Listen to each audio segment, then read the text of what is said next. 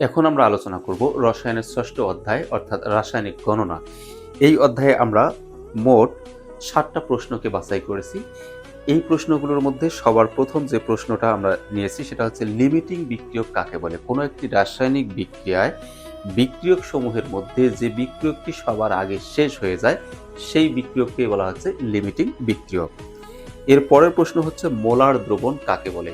নির্দিষ্ট তাপমাত্রায় 1 লিটার দ্রাবকের মধ্যে যদি 1 মোল দ্রব্য দ্রবীভূত থাকে তাহলে সেই দ্রবণকে ওই দ্রব্যের মোলার দ্রবণ বলা হয়। একইভাবে এর পরের প্রশ্ন হচ্ছে সেমি মোলার দ্রবণ কাকে বলা হয়। এখানে সেমি শব্দের অর্থ হচ্ছে অর্ধেক। তো 1 লিটার দ্রাবকের মধ্যে নির্দিষ্ট তাপমাত্রায় 1 লিটার দ্রাবকের মধ্যে যদি কোনো দ্রব্যের অর্ধেক মোল অর্থাৎ 0.5 মোল দ্রবীভূত থাকে তাহলে সেই দ্রবণকেই বলা হচ্ছে ওই দ্রব্যের সেমিমোলার দ্রবণ। একইভাবে আর দুটো টার্মও বেশ গুরুত্বপূর্ণ। একটি হচ্ছে ডেসিমোলার আর একটা হচ্ছে সেন্টিমোলার।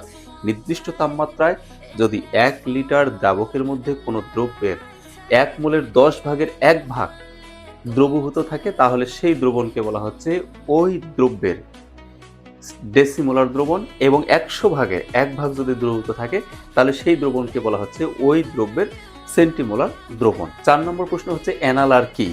রাসায়নিক বিক্রিয়ায় অংশগ্রহণকারী বিক্রিয়কগুলোর মধ্যে 99% বিশুদ্ধ বিক্রিয়কগুলোকেই বলা হচ্ছে অ্যানালার। 5 নম্বর প্রশ্নটি হচ্ছে মোলারিটি কাকে বলে। নির্দিষ্ট তাপমাত্রায় প্রতি লিটার দ্রাবকের মধ্যে কোনো দ্রব্যের যত মোল দ্রবীভূত থাকে তাকেই বলা হচ্ছে সেই পদার্থের মোলারিটি। 6 নম্বর প্রশ্নটি হচ্ছে স্থূল সংকেত কাকে বলে। যে সংকেত দ্বারা কোনো পদার্থের অণুতে কি কি পরমাণু আছে এবং কি অনুপাতে আছে তা জানা যায়, প্রকৃত সংখ্যা জানা যায় না, বা একটা নির্দিষ্ট অণুতে প্রকৃত কি কি পরমাণু আছে এবং প্রকৃত সংখ্যা কত এই জিনিসটা না জেনে শুধুমাত্র একটা অনুপাত প্রকাশ করা হয়, তখন সেই সংকেতকেই বলা হচ্ছে স্থূল সংকেত। যেমন গ্লুকোজের স্থূল সংকেত হচ্ছে CH2O। সর্বশেষ 7 নম্বর প্রশ্নটি হচ্ছে মোলার আয়তন কাকে বলে। নির্দিষ্ট তাপমাত্রা এবং চাপে 1 মোল পদার্থের আয়তনকেই বলা হচ্ছে তার মোলার আয়তন।